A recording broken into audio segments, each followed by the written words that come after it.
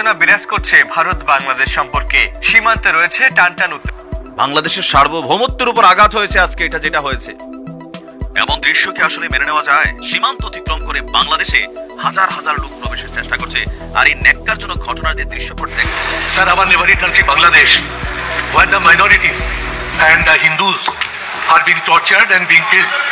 বেড়ার ওপারে বাংলাদেশ নামক দেশটি দেশ ভাগের পক্ষে সওয়াল করেছিল, তারা কেন বলছে না আজকে বাংলাদেশের প্রয়োজন নেই পাকিস্তান? দর্শক, ভারত তারা দিন দিন মানে তাদের যে পরিকল্পনা, তাদের যে প্ল্যান, মানে খুবই ভয়াবহ। আজকের এই ভিডিওটা আমরা সরাসরি আপনাদেরকে ভিডিও থেকে দেখাবো। বলা হচ্ছে গাজওয়ায় যে হিন্দ যে যুদ্ধ, মানে এটার মাধ্যমেই মুসলমানদের বিজয় হবে এবং ভারত দ্বিখণ্ডিত হবে। আমরা সরাসরি দেখাবো ভারত মানে দিনের পর দিন আমাদের উপর আক্রমণ করে যাচ্ছে এবং এবার যে তারা পরিকল্পনা নিয়েছে বাংলাদেশে তারা সরাসরি সেনাবাহিনী এবং যুদ্ধক্ষেত্রে যেগুলো প্রয়োজন হয় এগুলো পাঠাচ্ছে এবং বিভিন্নভাবে মানে তারা আসলে ভিডিওটা দেখলেই বুঝতে পারবে যে ভারতের মিডিয়ায় সরাসরি এবং ভারতের সেনাপ্রধানও কথা বলেছে। তো যাই হোক, আমরা বেশি কথা না বলে আপনাদেরকে বিস্তারিত ভিডিও ফুটেজগুলো আমাদের স্ক্রিন থেকে আমরা সংক্ষেপে দেখাচ্ছি। এমন দৃশ্য কি আসলে মেনে নেওয়া যায়? পশ্চিমবঙ্গের মানুষদের কাছে আমরা প্রশ্ন রাখতে চাই, কারণ আমার ভিডিওগুলো আপনারাই দেখেন। বাংলাদেশের মধ্যে প্রবেশের চেষ্টা করছে একদল উগ্রপন্থী।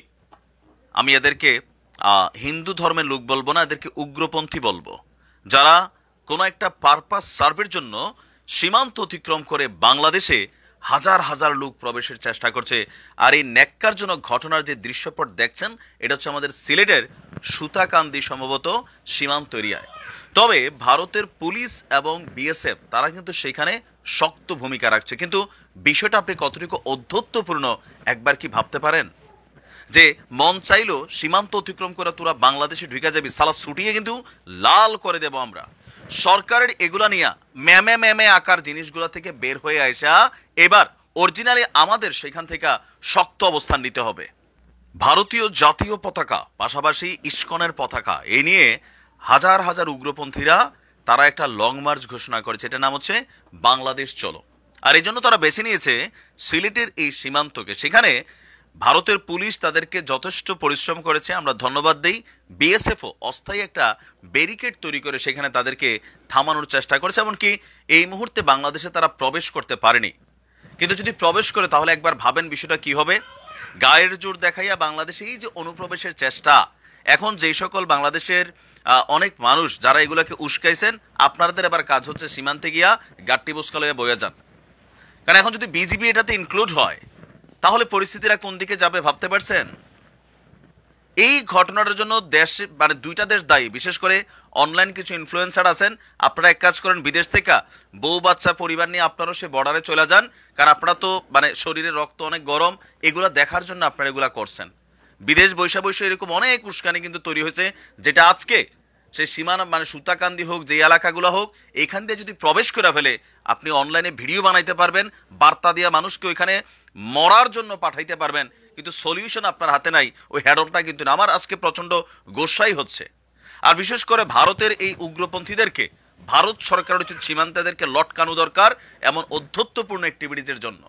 কি একটা অস্থির সিচুয়েশন তৈরি হয়ে গেছে রে ভাই, বিষয়টা কি খেলা শুরু হয়ে গেছে? তো যারা মনে করছেন যে ভারতের সাথে যুদ্ধ করে জয়লাভ করে ফেলবেন, এই মানুষগুলারে যারা বাংলাদেশে এরকম উস্কানি দিচ্ছেন, এদের সবাইকে ধইরা সীমান্তে পাঠাই দেন, তোমরা খেলো আর আমরা অনলাইন থেকে দেখি। মানে বিষয়গুলো কিন্তু এখন আউট অফ কন্ট্রোলে যাচ্ছে, 2-4টা লাশ পড়ে যাবে আমি দেখতেছি। কারণ ভারতীয়রা যদি ঢুকে, এরা কি এখান থেকে বের হয়ে যেতে পারবে না। বাঙালি পিঠাই এদেরকে কিন্তু ওই পার পাঠাই দিবে। এরপরে কি হবে রিয়েকশনটা আপনি চিন্তা করছেন? পরিস্থিতিটা কোন দিকে যাচ্ছে? ভারত অলওয়েজ এরকম অধ্যত্বপূর্ণ অ্যাক্টিভিটিস করে, মনে করে যে বাংলাদেশ তাদের বাপের দিনের জায়গা, তাদের বাপের দিনের দেশ। আর এগুলো নিয়ে এদের দেশের তাদের উগ্রপন্থী অ্যাক্টিভিটিস নিয়ে আজকে বিশ্বকে দেখা উচিত যারা কি করে, বাংলাদেশে কোথায় হিন্দুদের সাথে কি ঘটছে।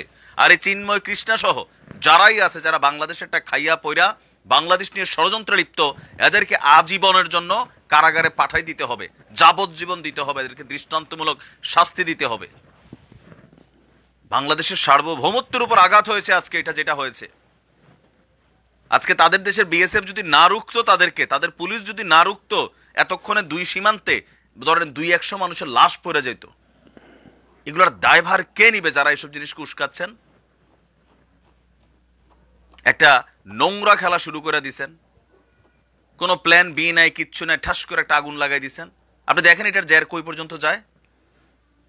তবে আমাদের মনে হয় সরকারের ইমার্জেন্সি, ডক্টর মোহাম্মদ ইউনূস রাষ্ট্র ক্ষমতায় বসছেন, আপনি অনেক কিছু করবেন, সংস্কার আপাতত বাদ রাখেন, রাইখা দর্শকবৃন্দ, ইতিমধ্যে আপনারা যে ভিডিও ফুটেজ দেখতে পেয়েছেন, আমরা সর্বশেষ আরও একটা ভিডিও দেখাবো। সেটা দেখার পরেই আপনারা আরও স্পষ্টভাবে এই বিষয়গুলো বুঝতে পারবেন। তবে এই যে বর্তমান যে অবস্থান চলতেছে এবং ভারত যে কাজগুলো করতেছে, এটাকে আপনারা কতটুকু সমর্থন করেন?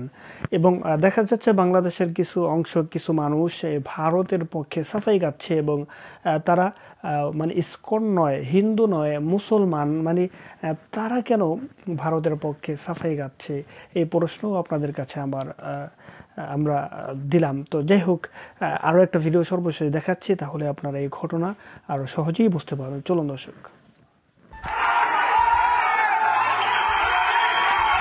উদ্ভূত পরিস্থিতিতে উত্তেজনা বিরাজ করছে ভারত বাংলাদেশ সম্পর্কে। সীমান্তে রয়েছে টানটান উত্তেজনা। গত কয়েক মাস ধরেই বাংলাদেশের সঙ্গে ভারতের দ্বিপাক্ষিক সম্পর্কের অবনতি ঘটছিল, যার সর্বশেষ রূপ দেখা যায় সম্প্রতি এক সময়ের সন্ন্যাসী এবং বর্তমানে বাংলাদেশের সম্মিলিত সনাতন জাগরণী মঞ্চের মুখপাত্র চিন্ময় কৃষ্ণ দাসের গ্রেফতারের পর। বাংলাদেশের সংখ্যালঘুদের ওপর কথিত নির্যাতনের অভিযোগে সরব রয়েছে ভারত। অন্যদিকে প্রতিবেশী দেশটির অভিযোগ উড়িয়ে দিয়েছে বাংলাদেশ সরকার। একসময়ের বন্ধু প্রতিম প্রতিবেশী ভারত, অথচ সেই সম্পর্কে এখন ভাটা পড়েছে। কয়েক মাস ধরে ফুঁসতে থাকা উত্তেজনা এখন প্রকাশ্যে এসেছে। এদিকে সীমান্তে যে কোনো ধরনের অনাকাঙ্ক্ষিত পরিস্থিতি রোধে প্রস্তুত ও সতর্ক আছে বিজিবি। শুধু বিজিবি নয়, এবার পশ্চিমবঙ্গের উত্তরবঙ্গ এলাকার 8 জেলার বাংলাদেশ সীমান্তে নিরাপত্তা ব্যবস্থা জোরদার করেছে ভারত। বিএসএফ বলছে, উত্তরবঙ্গের 8 জেলার বাংলাদেশ সীমান্তে নিরাপত্তা ব্যবস্থা জোরদার করার লক্ষ্যে কাঁটাতারবিহীন এলাকায় কাঁটাতার লাগানোরও উদ্যোগ নেওয়া হয়েছে। যতই দিন যাচ্ছে ততই যেন দুই দেশের পরিস্থিতি আরো ঘোলাটে হচ্ছে। একদিন আগেই ভারতের আগরতলায় বাংলাদেশের সহকারী হাই কমিশন প্রাঙ্গণে উগ্র হিন্দুত্ববাদীরা তাণ্ডব চালিয়েছে। এদিকে ভারতের অনেক হোটেল, হাসপাতাল বাংলাদেশিদের প্রবেশ বন্ধ করে দিয়েছে। এর আগে চিন্ময় কৃষ্ণ দাসের সমর্থকেরা চট্টগ্রাম আদালত ঘেরাও করলে ঘটনা প্রাণঘাতীতে রূপ নেয়। একজন মুসলিম আইনজীবীকে কুপিয়ে হত্যা করা হয়। এদিকে চিন্ময় কৃষ্ণ দাসকে মুক্তি না দিলে সীমান্ত অবরোধ করার হুমকিও দিয়েছেন ভারতের পশ্চিমবঙ্গ রাজ্যের মোদির হিন্দু জাতীয়তাবাদী বিজেপির সমর্থকেরা। এদিকে পশ্চিমবঙ্গের মুখ্যমন্ত্রী মমতা ব্যানার্জির এক মন্তব্য নিয়েও তোলপাড় চলছে বাংলাদেশে। এমন অবস্থায় সরকার পতনের পর প্রথমবারের মতো দুই দেশের সরকারের উচ্চ পর্যায়ের একটি বৈঠক হওয়ার জোরালো সম্ভাবনা রয়েছে।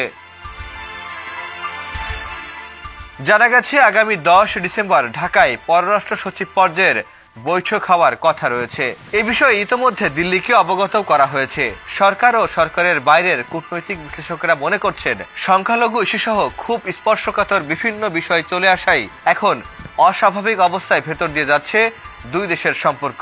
অন্যদিকে দুই দেশের মানুষের এমন অনেক ইস্যু আছে যেগুলো ফেলে রাখার সুযোগ নেই। এমন অবস্থায় ভালো প্রতিবেশী সুলভ সম্পর্ক এগিয়ে নিতে কাজ করার সুযোগ আছে। এদিকে আজ ভারতীয় হাই কমিশনার দর্শকবৃন্দ, সর্বশেষ যে ভিডিও, এটা ইতিমধ্যে আপনারা আমাদের স্ক্রিন থেকে দেখতে পেয়েছেন। তো ভালো থাকবেন। আজকের ভিডিও পর্যন্তই। আসসালামু আলাইকুম।